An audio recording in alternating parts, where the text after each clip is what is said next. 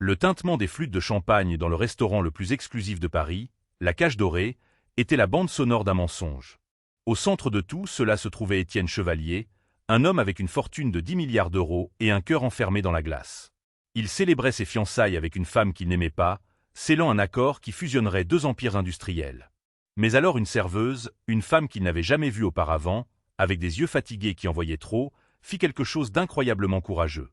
Elle lui tendit l'addition, et glissé à l'intérieur se trouvait un petit mot plié. Il ne contenait que quelques mots. Et cette nuit-là, ces quelques mots allaient faire exploser sa vie parfaitement construite, le forçant à annuler un mariage qui devait être l'événement du siècle. Ceci est l'histoire de la façon dont une vérité chuchotée sur un bout de papier est devenue plus forte qu'une promesse d'1 milliard d'euros. La lumière à l'intérieur de la Cage Dorée avait la couleur de la vieille fortune, une lueur chaude et miellée qui coulait des lustres en cristal et se posait sur des tables drapées de lin blanc immaculé.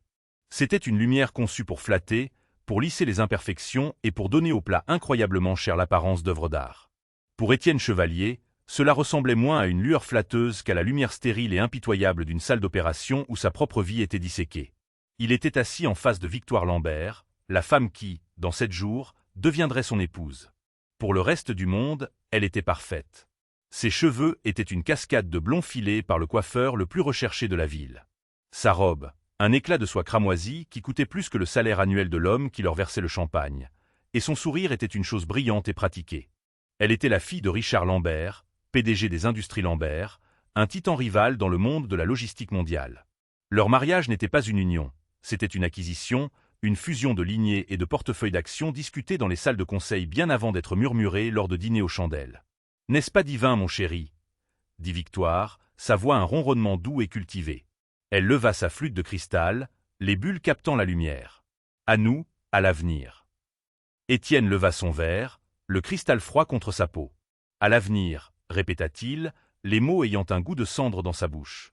Il la regarda dans les yeux, d'un bleu saphir éblouissant, et n'y trouva rien pour lui. Il vit de l'ambition, un reflet de la sienne, et le regard froid et estimateur d'une partenaire commerciale. Il n'y avait pas de chaleur, pas d'histoire partagée qui ne soit calculée, pas de langage secret connu d'eux seuls. Ils étaient deux statues parfaitement ouvragées placées ensemble dans une exposition de musée intitulée « Pouvoir ». Le restaurant bourdonnait autour d'eux, un faible murmure de conversation discrète et le cliquetis de l'argenterie sur la porcelaine. Ils étaient un spectacle, le couple de pouvoir ultime de la ville. Les photographes avaient assailli leur voiture en arrivant. Demain, leurs photos seraient éclaboussées sur les pages des magazines mondains avec des légendes flatteuses sur l'amour et l'héritage. Étienne sentit une pression suffocante dans sa poitrine. Le poids d'une vie choisie pour lui, un chemin pavé d'or, mais ne menant nulle part où il voulait aller. Il avait 34 ans, l'héritier du groupe Chevalier, un empire mondial construit par son père redoutable et impitoyable, Guillaume Chevalier.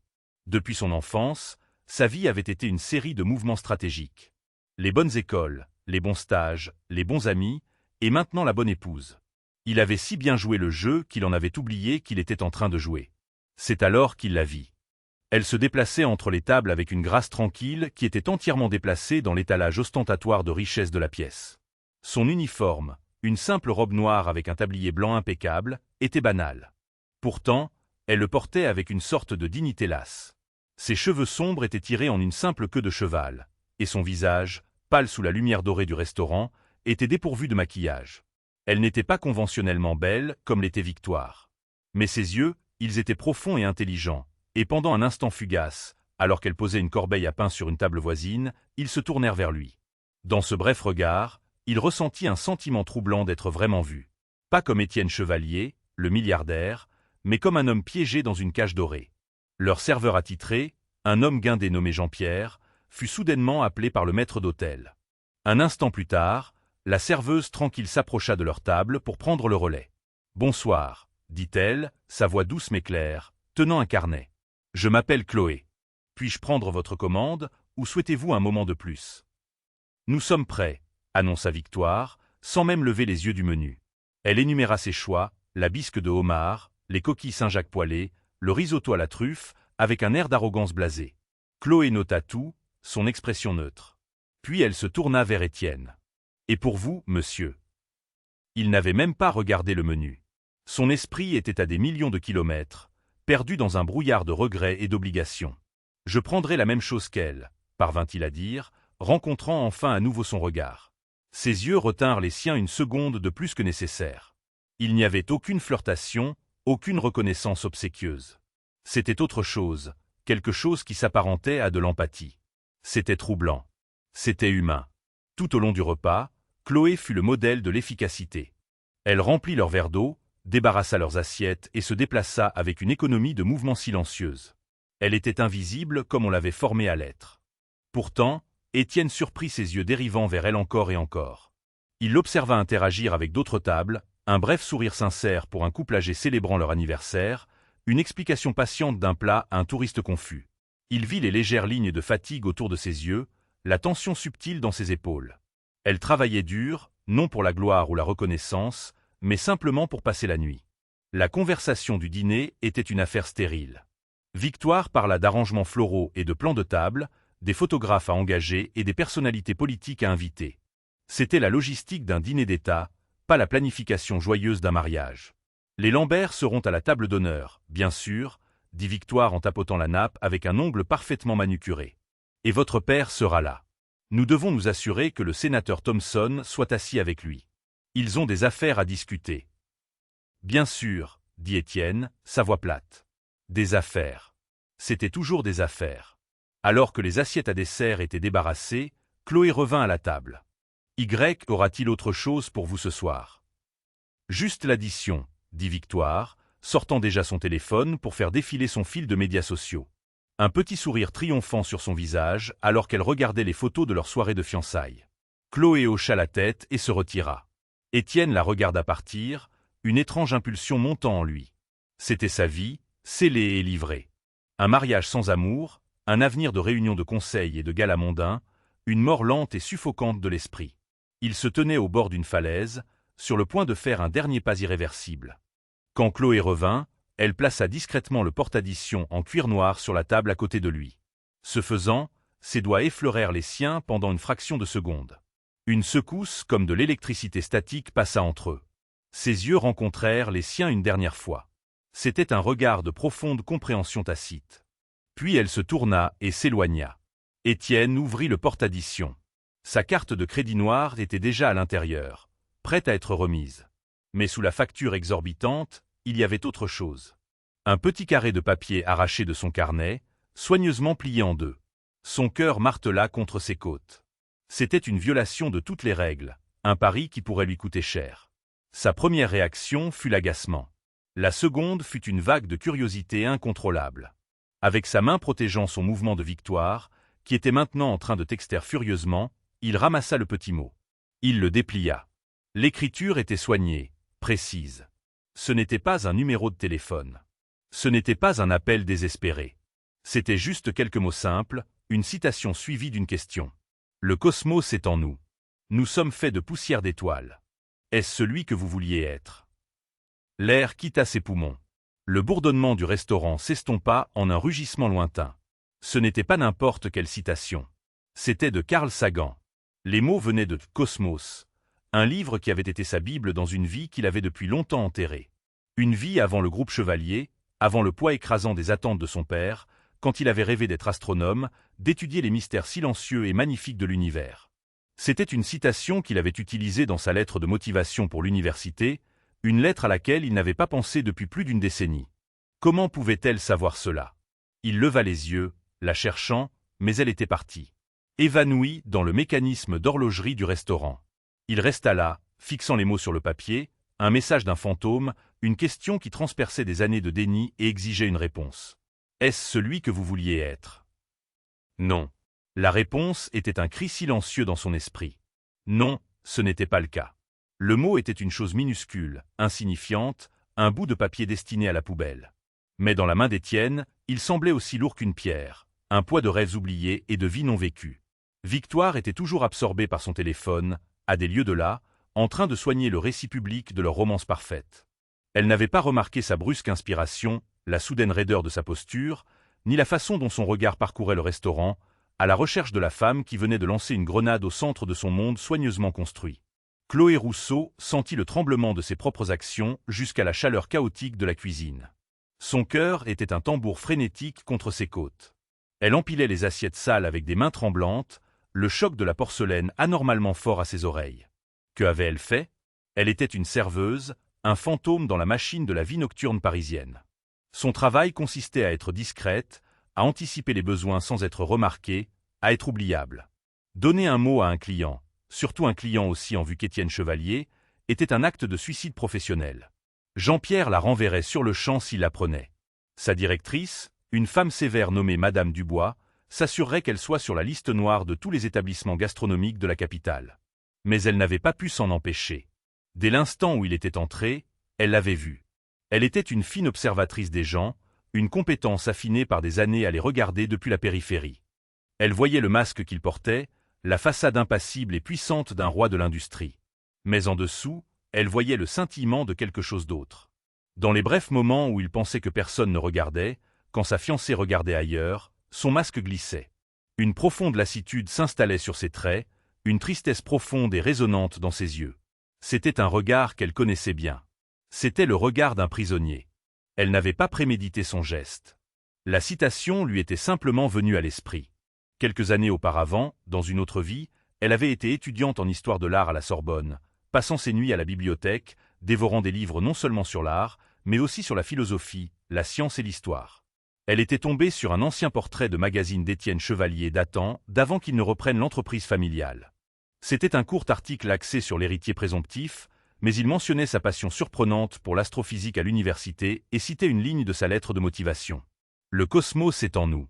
Nous sommes faits de poussière d'étoiles. » La phrase lui était restée en mémoire, si pleine d'émerveillement et si en contradiction avec le prédateur impitoyable du monde des affaires qu'il était devenu. En le servant ce soir, en voyant le vide dans ses yeux, la citation avait refait surface dans sa mémoire. La question qui suivait semblait avoir été tirée de sa propre âme. Est-ce celui que vous vouliez être? C'était une question qu'elle se posait chaque matin en se regardant dans le miroir avant de mettre son uniforme pour aller servir des gens qui vivaient dans un autre univers.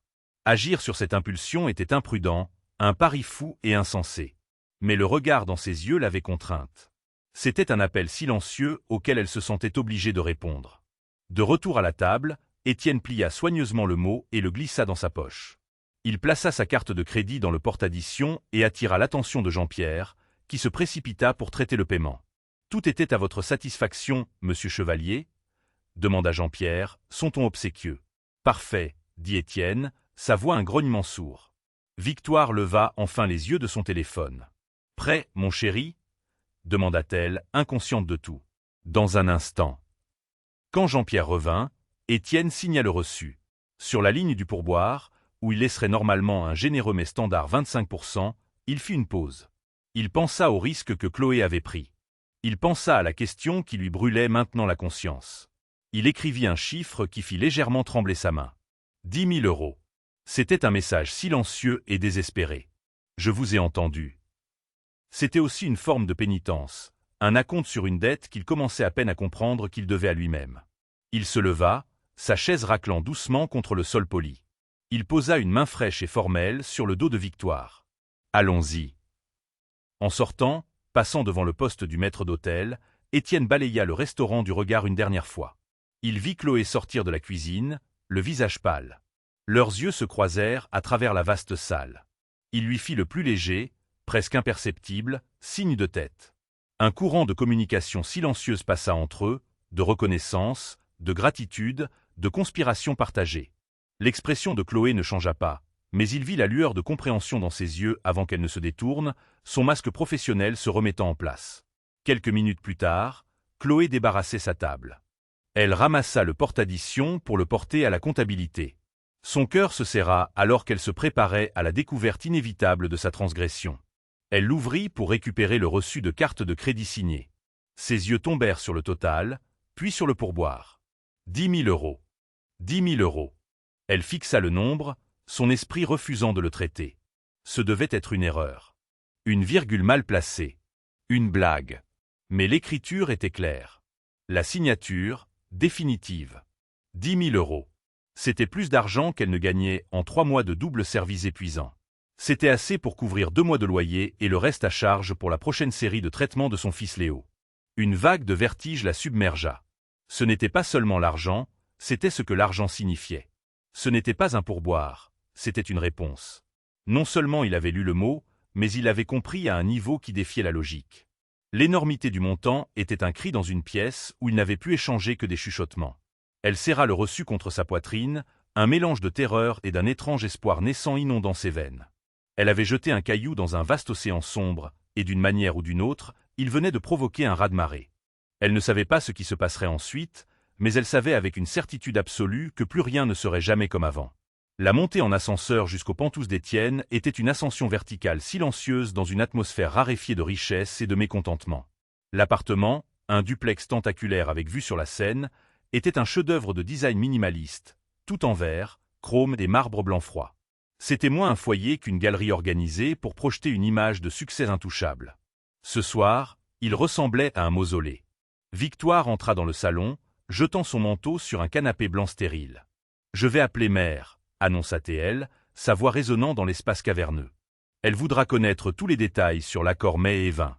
Elle est convaincue que le sommelier de la Cage Dorée est un imposteur. Étienne l'entendit à peine. Il se dirigea vers la baie vitrée qui allait du sol au plafond. L'étendue scintillante de Paris s'étalait devant lui comme un tapis de diamants éparpillés. Les lumières de la ville l'avaient autrefois dynamisé, un témoignage d'ambition et de pouvoir. Maintenant, elle ressemblait à un million d'étoiles lointaines et mourantes. Il plongea la main dans sa poche et sortit le mot. Ses doigts tracèrent l'écriture soignée et féminine. Le cosmos est en nous. Nous sommes faits de poussière d'étoiles. Est-ce celui que vous vouliez être? Les mots étaient une clé ouvrant une pièce dans son esprit qu'il avait scellée il y a longtemps.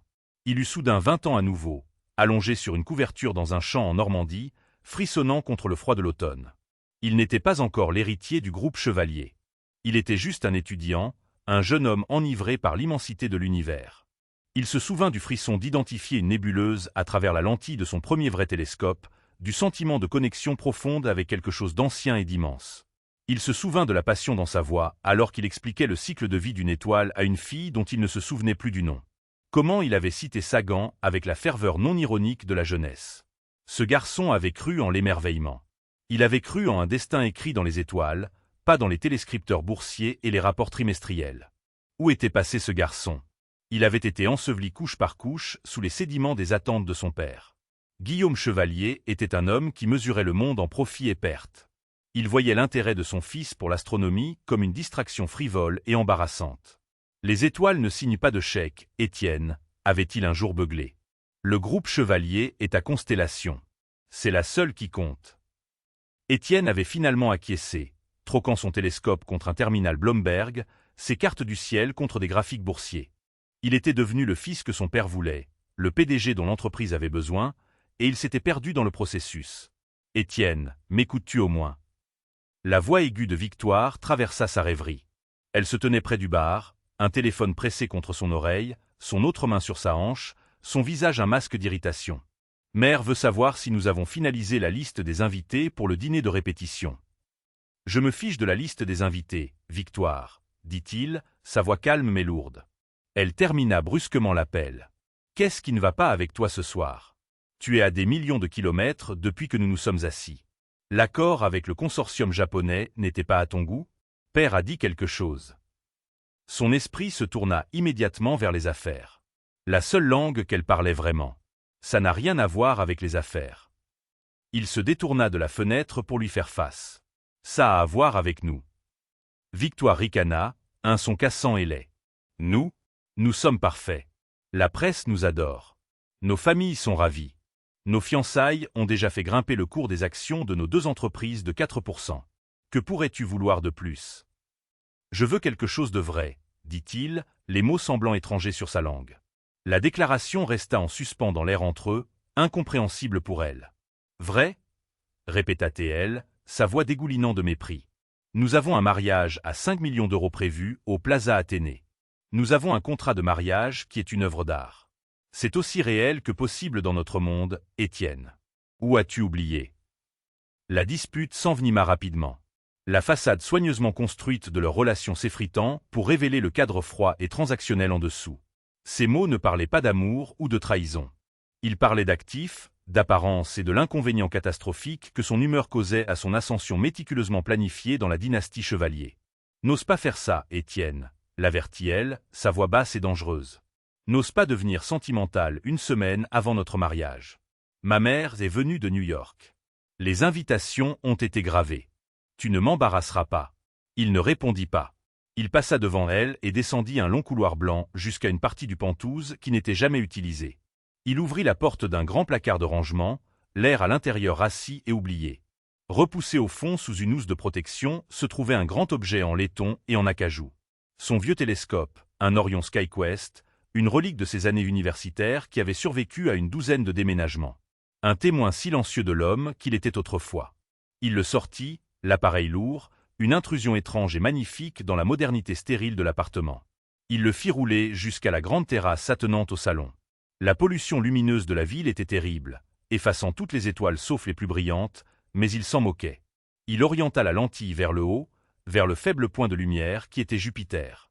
Victoire le regardait, son expression un mélange de confusion et de fureur. « Qu'est-ce que tu fais?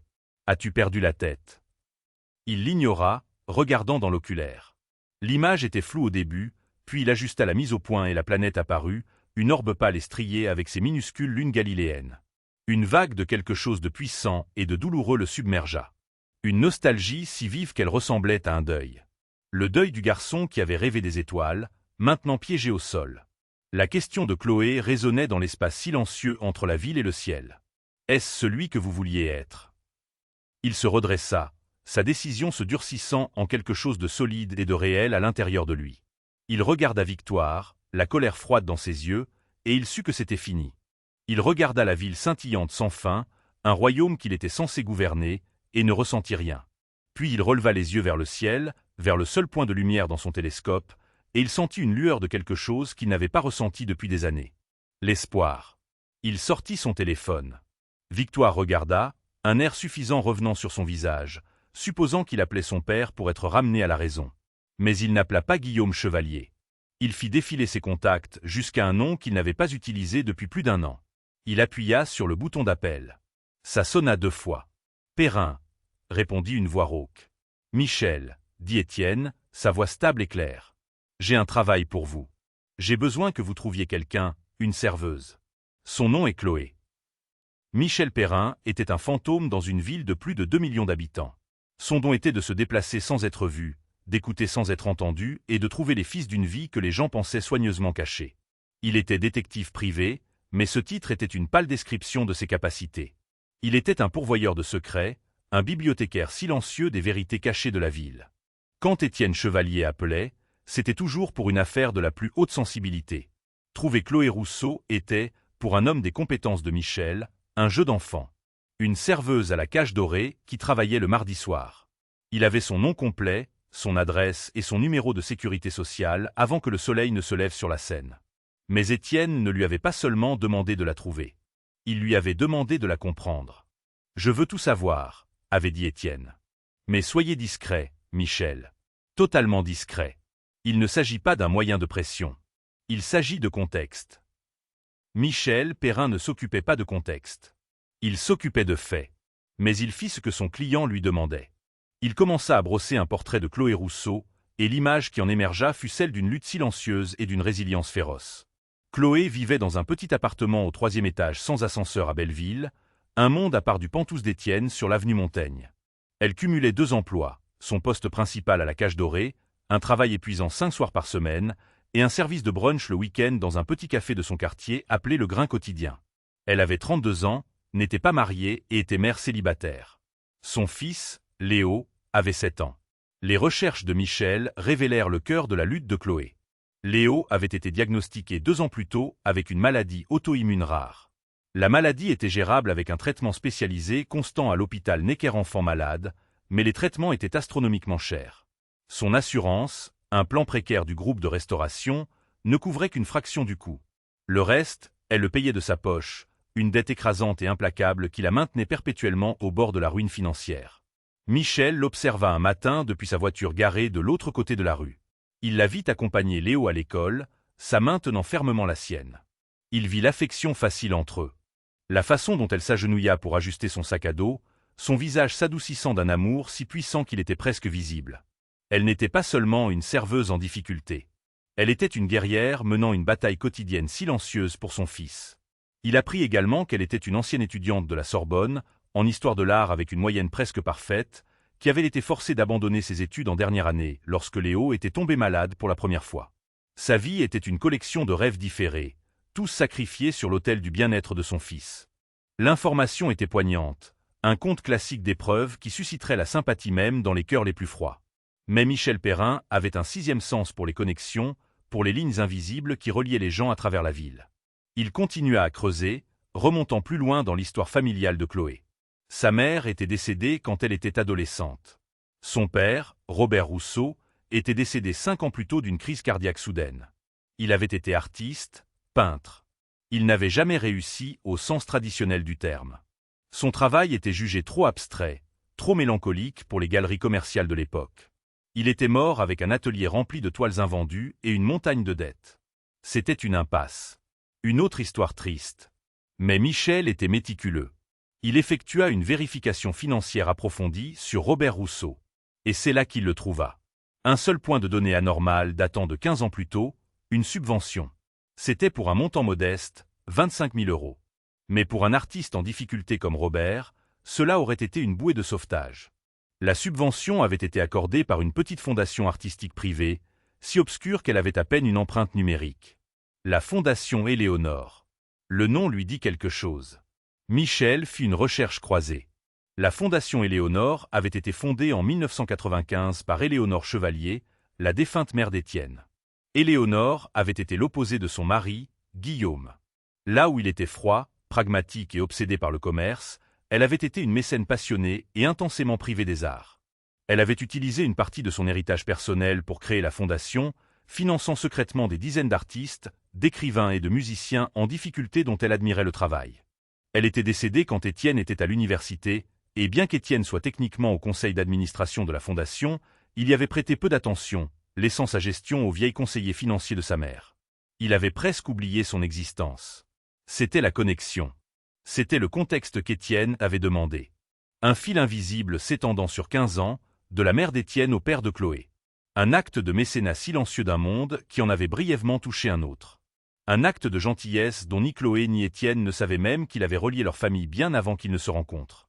Pendant ce temps, dans l'hôtel particulier des Lambert dans le 16e arrondissement, un autre type d'enquête était en cours. Victoire et sa mère, la redoutable Anastasia Lambert, étaient dans un état de panique contrôlée. Étienne était devenu distant, évasif. Il avait reporté une réunion avec les organisateurs de mariage et avait été vu quittant son bureau tôt 2 jours de suite. « Il prend peur », dit Anastasia, sa voix aussi tranchante que du verre brisé. C'était une femme qui voyait la vie comme une série de campagnes stratégiques, et le mariage de sa fille était son débarquement de Normandie. C'est inacceptable. Nous avons investi trop de temps, trop de capital social pour laisser cela s'effondrer. Il divague sur le fait de vouloir quelque chose de vrai, dit Victoire avec un ricanement. Il a acheté un télescope, pour l'amour de Dieu. Il l'a mis sur sa terrasse comme un amateur de banlieue. La sentimentalité est une maladie de la classe moyenne, déclara Anastasia. Tu dois resserrer ta prise, Victoire. Rappelle-lui ses obligations. La fusion entre nos entreprises dépend de cette union. Guillaume Chevalier ne lui permettra pas de la mettre en péril. Force les choses. Accélère les plans. Un homme à l'esprit vagabond a besoin d'une laisse plus courte. Victoire hocha la tête, ses yeux saphir se durcissant. Sa mère avait raison. Ce n'était pas le moment de la séduction. C'était le moment de l'exécution. Elle ne perdrait pas. Le nom chevalier, le pouvoir, le prestige. Tout était à sa portée. Elle ne laisserait pas une stupide crise existentielle de dernière minute ou un ridicule télescope se mettre en travers de son chemin. Elle découvrirait ce qui le distrayait et elle l'éliminerait. Tard cette nuit-là, Étienne était assis dans son penthouse silencieux, les lumières de la ville en contrebas. Son téléphone vibra. C'était un unique email crypté de Michel Perrin. Il l'ouvrit et commença à lire. Il lut l'histoire de l'appartement de Chloé à Belleville, de ses 2 emplois, de ses études d'histoire de l'art abandonné. Il lut l'histoire de son fils Léo et des factures médicales écrasantes. Un nœud de quelque chose d'inconnu, un mélange de colère face à l'injustice du monde et d'une empathie profonde et douloureuse se serra dans sa poitrine. Puis il arriva à la dernière partie du rapport. Il lut l'histoire de Robert Rousseau, le peintre en difficulté, et il lut le nom de la fondation qui lui avait accordé une subvention 15 ans plus tôt, la Fondation Éléonore. Le nom de sa mère sembla se détacher de l'écran. Un frisson lui parcourut l'échine. Sa mère, qui était morte avant qu'il ne devienne cet homme froid et calculateur. Sa mère, qui avait cru au pouvoir de l'art et de la beauté, qui avait essayé de lui apprendre que la valeur d'une vie ne se mesurait pas sur un bilan. Cela ressemblait à un signe, un message envoyé de l'au-delà du voile du temps. La serveuse, Chloé, n'était pas juste une étrangère au hasard. Elle était la fille d'un homme en qui sa mère avait cru. Son mot n'était pas juste un coup de chance. C'était l'écho d'une gentillesse transmise des années auparavant. Une onde cosmique qui l'atteignait maintenant au moment précis où il se noyait. L'univers n'était pas seulement chaotique et aléatoire. Parfois, il chuchotait. Et pour la première fois depuis très, très longtemps, Étienne Chevalier écoutait. L'information du rapport de Michel Perrin s'installa dans l'âme d'Étienne comme une charge sismique, déstabilisant toute l'assise de son existence. Il le lut 3 fois, les faits stériles peignant une image vibrante et déchirante de la vie de Chloé. Il la voyait se réveiller avant l'aube, l'héroïsme tranquille de sa routine quotidienne, l'anxiété constante et lancinante de la santé de son fils. Il contrastait cette image avec sa propre vie, avec les plaintes désinvoltes de Victoire sur le nombre de fils de leurs draps en coton égyptien, avec les millions dépensés pour un mariage qui ressemblait plus à un couronnement. La comparaison le remplit d'un profond sentiment de honte. Son monde était devenu une chambre d'écho stérile de richesse et de pouvoir. La vie de Chloé, malgré toutes ses difficultés, était enracinée dans quelque chose d'indéniable, un amour féroce et protecteur pour son enfant. C'était réel. Le mot qu'il avait jeté à Victoire lui revenait maintenant avec la force d'une révélation. Il aspirait à cette réalité, à cette substance, plus qu'il n'aspirait à sa prochaine acquisition d'1 milliard d'euros. Il savait qu'il ne pouvait pas simplement lui faire un chèque. Ce serait une insulte, la tentative maladroite d'un homme riche de résoudre un problème avec de l'argent, la transformant en un projet, un cas de charité. Il voulait la rencontrer, lui parler, non pas comme un milliardaire et une serveuse, mais comme 2 personnes. Le rapport de Michel avait noté que Chloé passait ses matinées de week-end au Grain Quotidien, le café où elle travaillait pour le service du brunch. Mais lors de ses rares jours de congé en semaine, elle prenait souvent un livre et s'y asseyait pendant 1 heure après avoir déposé Léo à l'école, savourant un café qu'elle n'avait pas à servir. C'était son unique petit plaisir hebdomadaire. Le jeudi matin, Étienne enfila un simple jean et un pull en cachemire gris, des vêtements qu'il n'avait pas portés depuis des années. Il laissa son chauffeur derrière lui et prit un taxi pour Belleville. Le quartier était une tapisserie vibrante de culture et de langue, à des mondes de distance des tours monolithiques des beaux quartiers. Il se sentait comme un touriste dans sa propre ville. Il trouva le Grain Quotidien à un coin de rue animé. C'était un petit endroit confortable avec des chaises dépareillées et la riche odeur de café et de pain cuit. Et elle était là. Assise à une petite table près de la fenêtre, un livre de poche ouvert devant elle, une tasse à moitié vide à la main. Elle portait un simple pull en tricot. Ses cheveux étaient détachés, tombant doucement sur ses épaules. Elle avait l'air plus jeune, plus douce que dans son uniforme de travail sévère. Son cœur battait la chamade. C'était insensé. Que allait-il dire? Il prit une profonde inspiration et entra. Il commanda un café noir, sa voix sonnant anormalement forte à ses propres oreilles. Puis, feignant de chercher une place, il se dirigea vers sa table. « Excusez-moi, » dit-il, sa voix plus calme qu'il ne le sentait. « Cette place est-elle prise ?» Chloé leva les yeux, ses prunelles s'écarquillant de reconnaissance stupéfaite. Pendant un moment, elle fut sans voix. C'était lui. L'homme de la cage dorée. L'homme qui lui avait laissé un pourboire qui avait changé sa vie. Non, parvint-elle finalement à dire, désignant la chaise vide. Elle est libre. Il s'assit, la petite table semblant incroyablement intime. Le silence était épais de questions non dites. « Vous êtes monsieur Chevalier, » dit-elle, sa voix à peine un murmure. « Étienne, » la corrigea-t-il doucement. « S'il vous plaît. Et vous êtes Chloé. » Elle hocha la tête, sa garde se levant lentement. Que voulait-il? Était-il ici à cause du mot? Était-il en colère? Allait-il demander le remboursement de son argent? Il ne mentionna ni le mot ni le pourboire.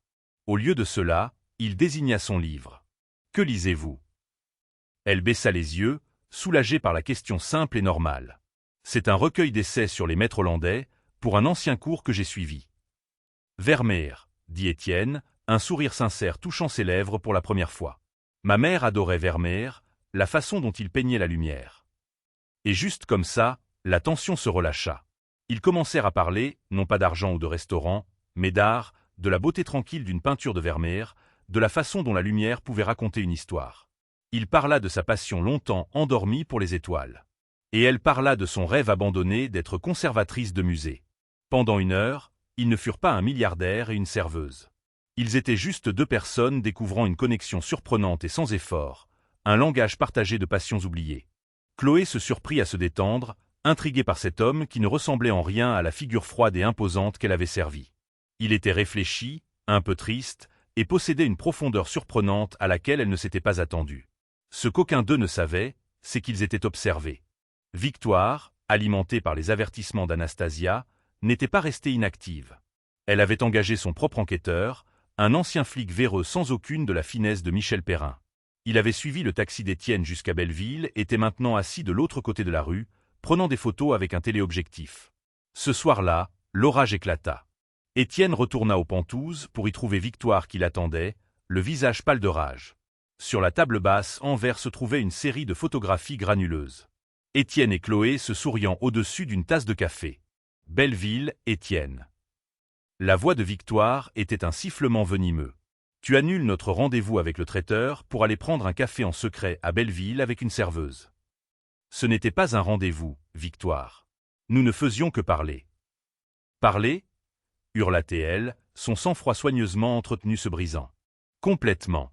N'insulte pas mon intelligence. C'est pour elle que tu mets en péril notre avenir ? Une simple servante ? Que pourrait-elle bien t'offrir que je ne puisse pas ? Le mépris dans sa voix, le ricanement laid en prononçant le mot « servante » solidifia tout pour Étienne. Il la regarda, cette femme belle et furieuse dans sa robe de créateur, et il ne ressentit qu'un vide profond et creux. « Elle n'offre rien », dit Étienne, sa voix dangereusement calme. « Et c'est là toute la question. Il ne s'agit pas de ce qu'elle peut m'offrir. Il s'agit de qui je suis quand je ne suis pas avec toi. Quand je lui parlais, je me sentais moi-même. Une version de moi-même que je croyais morte. Toi-même. » Victoire rit, un son dur et grinçant. Tu es Étienne Chevalier, le PDG d'une société multimilliardaire. Tu es mon fiancé. C'est qui tu es. Ce saut sentimental pathétique est une aberration. Elle arpentait la pièce comme une panthère en cage, sa fureur s'intensifiant. Ce n'était pas le chagrin d'une amante éconduite.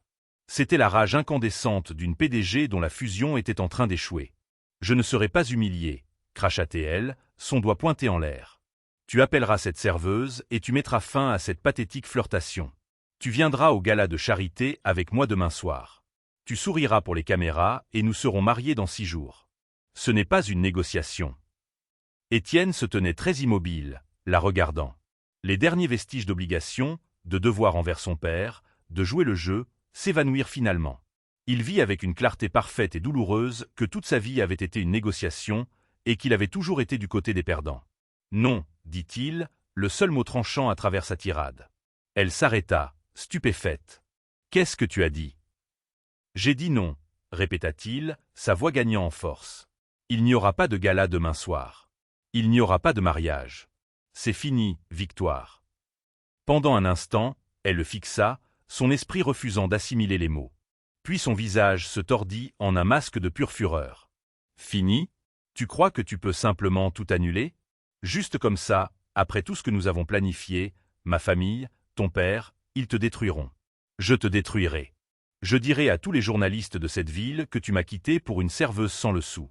Tu seras la risée de tous, un cliché pathétique. Les actions de ta société chuteront. Je traînerai ton nom et l'héritage chevalier dans la boue jusqu'à ce qu'il n'en reste plus rien. Ces menaces, qui une semaine auparavant l'auraient terrifié, semblaient maintenant creuses et désespérées. Elle ne se battait pas pour lui. Elle se battait pour l'empire qui lui avait été promis. Il la regarda, l'étrangère qu'elle était devenue, ou peut-être l'étrangère qu'elle avait toujours été, et il ressentit une étrange pitié libératrice. « Fais ce que tu as à faire, » dit-il calmement. Il se tourna et se dirigea vers son bureau, le son de ses cris portant son nom résonnant derrière lui. Il ferma la porte, coupant le bruit, et pour la première fois en une décennie, il ressentit la sensation profonde, terrifiante et exaltante d'être libre. La décision fut un tremblement de terre. Les répliques commencèrent immédiatement. Moins d'une heure après qu'Étienne eut fermé la porte de son bureau sur une Victoire toujours enragée, son téléphone se mit à vibrer avec une fureur apocalyptique.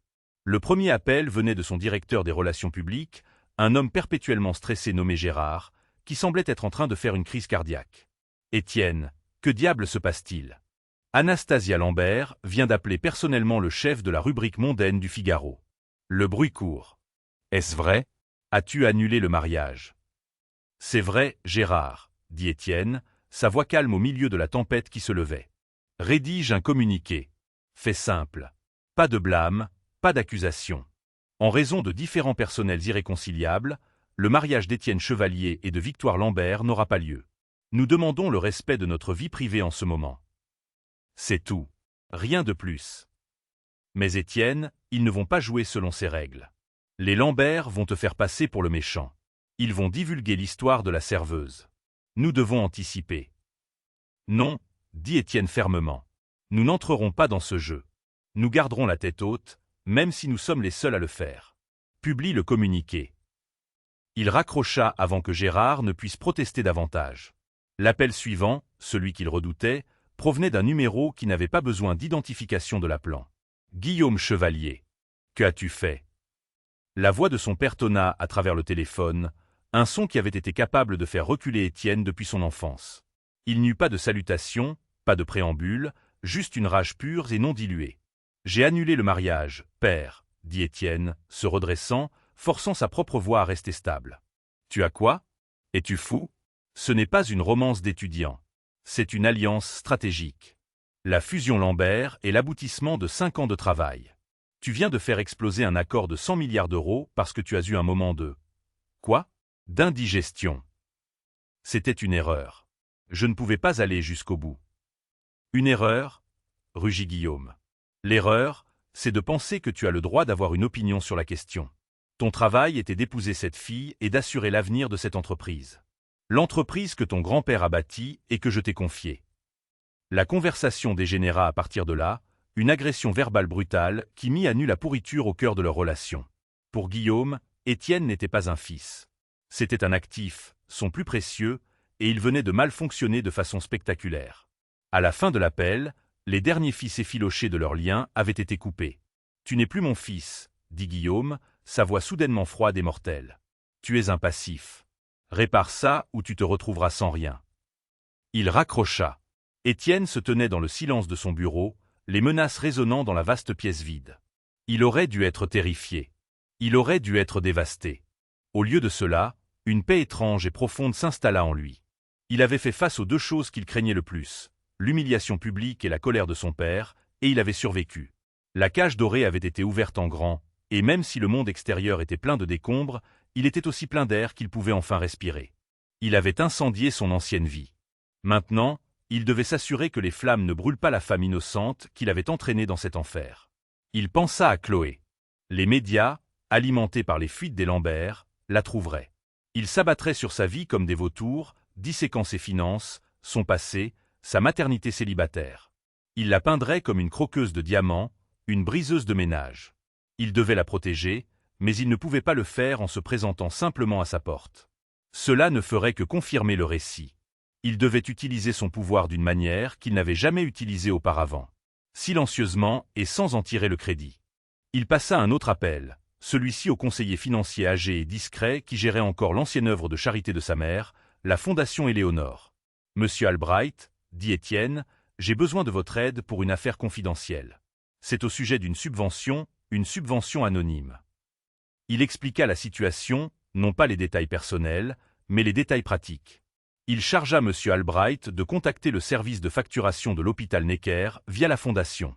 Il devait créer une dotation, un fonds suffisamment important pour couvrir toutes les dépenses médicales passées, présentes et futures de Léo Rousseau liées à sa maladie.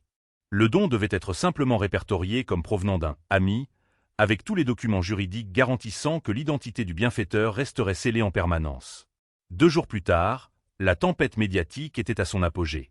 Les tabloïds hurlaient des titres comme « Un milliardaire rompt ses fiançailles pour une serveuse ». Des photographes campaient devant l'immeuble d'Étienne et, comme il avait craint, devant le petit appartement de Chloé à Belleville. Chloé était prisonnière dans sa propre maison. Elle avait été obligée de se déclarer malade à ses 2 emplois.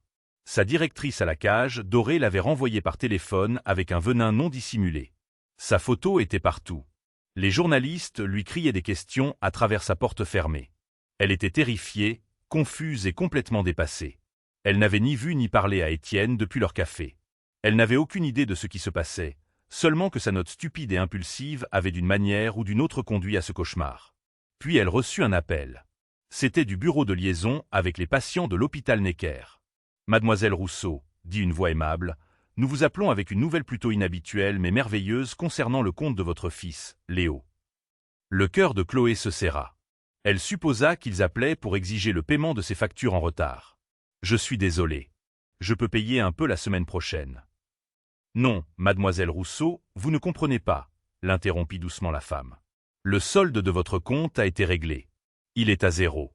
De plus, un bienfaiteur qui souhaite rester entièrement anonyme a créé un fonds fiduciaire par l'intermédiaire de l'hôpital. Il couvrira absolument tous les besoins médicaux de Léo, des médicaments aux visites chez les spécialistes en passant par toutes les procédures futures, jusqu'à ses 21 ans. Tout est pris en charge. Chloé s'effondra sur son petit canapé, le téléphone glissant de sa main.